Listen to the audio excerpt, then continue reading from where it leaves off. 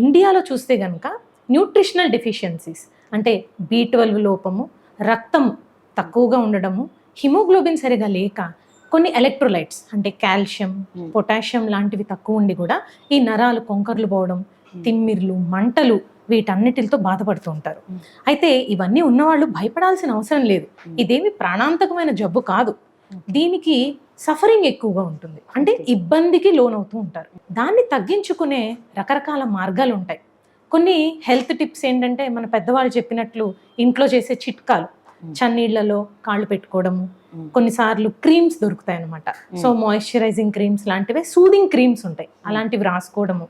ఇకపోతే అసలు కారణం ఏంటి అనేది కనుక కరెక్ట్గా తెలుసుకుంటే షుగర్ కంట్రోల్లో పెట్టుకొని, ఆ విటమిన్ లోపాలు ఉంటే కరెక్ట్ చేసుకొని, సప్లిమెంట్స్ ఏవైతే ఉన్నాయో అవి తీసుకుంటేనే నయమైపోతారు. అలా కాని పరిస్థితుల్లో గెబపెంటిన్ అని, ప్రిగాబాలిన్ అని ఇలా కొన్ని డ్రగ్స్ ఉంటాయన్నమాట, విచ్ ఆర్ డేంజరస్. సో వాళ్ళంతటి వాళ్ళు ఎక్కువగా వాడేయటము, దానికి సంబంధించి కొన్ని సైడ్ ఎఫెక్ట్స్ వస్తాయి.